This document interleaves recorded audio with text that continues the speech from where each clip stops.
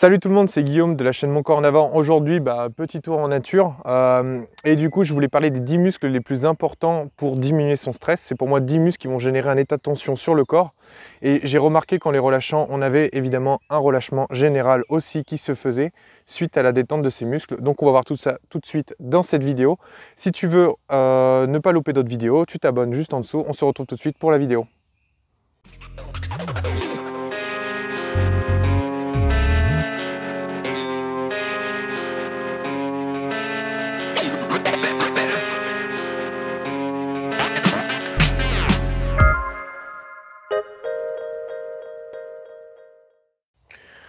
Ok, donc là j'ai décidé de faire un petit tour en nature et justement j'étais en train de penser à cette vidéo et je me suis dit je vais la faire et je vais la partager. Donc dans mon cabinet, je me rends compte que effectivement, ou tout du moins dans ma pratique tout au long de mes années de pratique en kinésithérapie, je me suis rendu compte qu'il y avait certains muscles qui pouvaient avoir une tension importante et qui occasionnaient des douleurs. Et ces muscles-là sont évidemment à traiter, mais ce qu'il y a de plus important derrière, c'est que en traitant ces muscles-là, on n'a pas seulement un relâchement local, on a un relâchement général. Et ça, je ne comprenais pas. Au début, c'est quelque chose qu'on ne comprend pas. C'est-à-dire qu'on va relâcher le patient, on va relâcher le muscle qu'on voulait traiter, par exemple un trapèze. Et donc, en relâchant le trapèze, on va se dire, bon, c'est bon, j'ai relâché le trapèze, il n'aura pas de problème au cou. Et là, le patient, il sort de la séance et il te dit, oh, je suis crevé, je suis fatigué, oh, j'ai super bien dormi, oh, je me sens tout mou, oh, je me sens bien, oh, j'ai... Ou alors j'ai la tête qui tourne, on se dit la tête qui tourne c'est pas bien, non, non c'est la tête qui tourne parce que super relâché quoi. Et donc du coup on se dit mais qu'est-ce qui se passe? Au début on comprend pas, on est un jeune, on arrive, on a détendu un muscle, qu'est-ce qui se passe? Et en fait une fois que ce muscle est détendu, il y a un relâchement général. Comment ça s'explique? En fait c'est très très simple au début. Donc c'est un petit paquet où passent les artères, les veines et les nerfs. Et donc à cet endroit-là, si jamais il y a une tension, il y a une accumulation finalement de pression, il y a une accumulation de une petite inflammation, puisque quand il y aura un coulissement des nerfs ou alors des vaisseaux sanguins, finalement, ils vont frotter, ils vont pas être aussi fluides qu'avant. Et donc du coup, il y a une inflammation qui s'accumule, aussi une inflammation parce qu'il y a un état de tension générale à ce niveau-là. On n'a pas une bonne réparation s'il n'y a pas une bonne fluidité finalement du sang, hein, une bonne fluidité des micronutriments. Et donc dans ce cas-là, il y a un état de tension, par exemple là je prends l'exemple de la mâchoire, il y a un état de tension en fait sur ces muscles-là. Et donc tout ce qui est sous-jacent, donc à la fois les nerfs ou les vaisseaux sanguins, finissent eux aussi par être comprimés, finissent eux aussi par être tendus. Et donc un relâchement de ces muscles-là, pouf, relâchement, une meilleure circulation, moins de pression, moins d'inflammation. C'est aussi simple que ça. Donc tout de suite, on va voir les 10 muscles en partant du pied jusqu'à la tête. Et le dernier, vous allez voir, il va vous surprendre parce que on ne le traite pas souvent. Ok, donc j'ai changé l'axe de ma caméra pour faire le premier muscle. Eh bien, ce premier muscle, c'est tout simple. C'est un groupe de muscles d'ailleurs, c'est sous la voûte du pied. Donc ici, sous la voûte du pied, comme principaux muscles, on va avoir les courts fléchisseurs des orteils et le carré plantaire.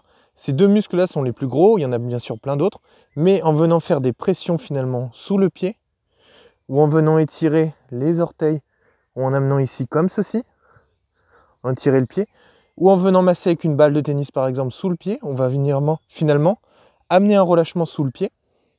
Et ici, il y a tout un paquet, comme j'ai dit, de nerfs ou de vaisseaux sanguins qui passent, et donc amener un relâchement. C'est un des premiers muscles du stress. On en a un autre ici, c'est tous les muscles du mollet, que ce soit les gastro, les solaires, les muscles profonds ici, comme tibial poste, etc. Tout ça, pareil, surtout les gastro vont empêcher finalement une bonne circulation, et donc eux, ils sont importants pour un relâchement, que ce soit en étirement ou alors finalement en pression. On a ici le deuxième muscle à étirer, donc on va dire le mollet pour parler des groupes musculaires. Le deuxième, c'est au niveau, on va faire dans ce sens-là plutôt, au niveau, pareil, les ischio-jambiers, ici, que ce soit sur le bord interne ou sur le bord externe, toute la partie postérieure de la cuisse, par étirement ou par pression, pareil, nerf sciatique qui passe ici, quelques vaisseaux sanguins, dans ce cas-là, toujours pareil, il y a un état de tension qui vient ici. De plus, celui-là, il va être... Les muscles postérieurs au niveau de la cuisse sont liés avec le dos, et donc ça veut dire qu'une tension derrière la cuisse va amener une tension derrière le dos, et donc relâcher derrière la cuisse va amener un relâchement au niveau du dos, donc c'est un muscle assez intéressant. Pour la suite, on a aussi au niveau, pareil, les fessiers. Donc que ce soit le grand fessier qu'on prend ici, ou alors le piriforme par exemple, et les deux principaux. Donc celui juste ici, là, on vient ici, hop.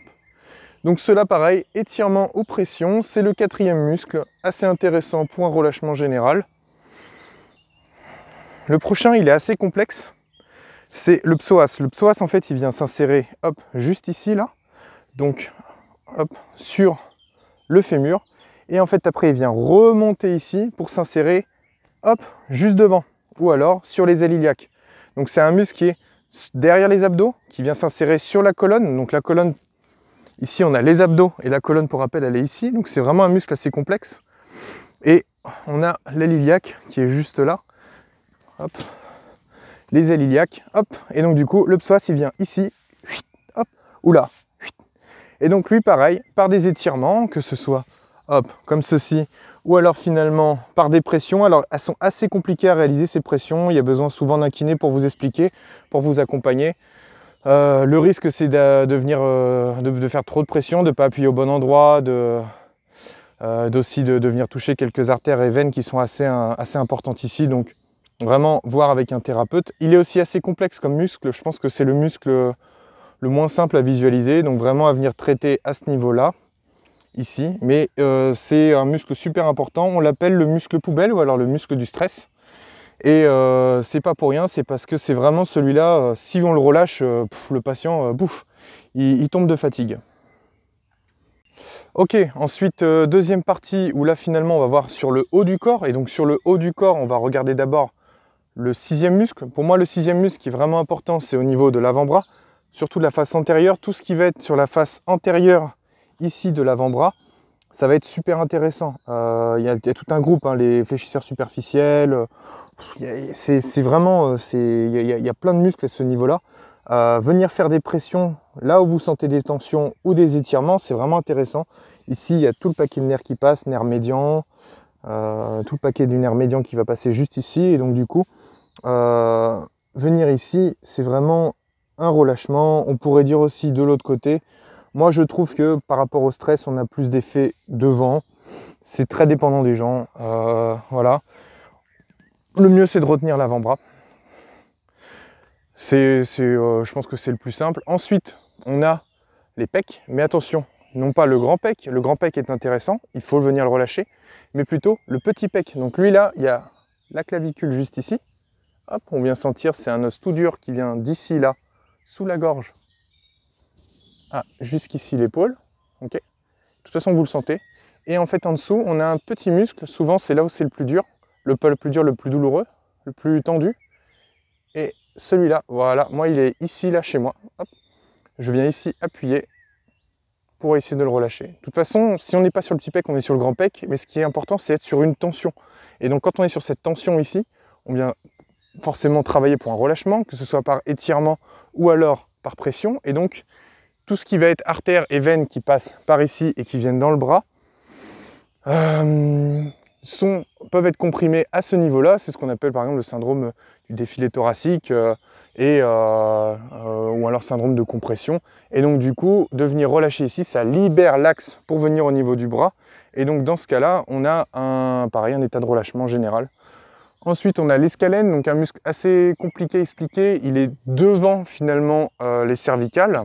Et c'est lui qui va nous permettre d'avancer la tête. Donc si notre tête ne part pas en arrière, c'est parce qu'on a des fléchisseurs ici, les scalènes.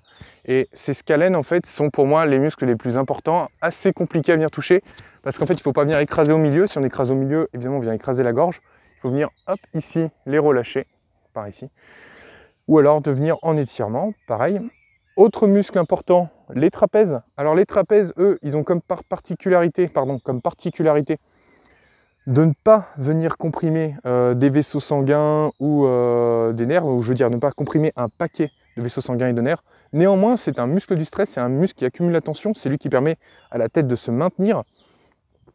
Et dans ce cas-là, ce qui va être intéressant, c'est finalement de venir le relâcher. Pourquoi? Parce qu'en relâchant ici, en fait, on vient faire un relâchement général des cervicales, de la ceinture postérieure, et donc relâcher le trapèze, que ce soit en haut, on va parler que du trapèze supérieur ici, ou alors de venir plus bas derrière pour venir relâcher le trapèze moyen ou le trapèze inférieur, a une belle incidence. Moi je préfère le trapèze supérieur, c'est souvent celui-là qui est le plus atteint, le plus touché, et qui va amener finalement un meilleur relâchement.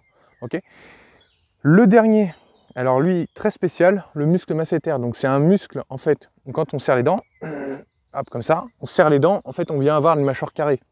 C'est celui qu'on dit vulgairement qu'on vient muscler en mâchant une balle pour avoir la mâchoire carrée. Et donc, hop, ici, on a une tension qui vient au niveau des muscles.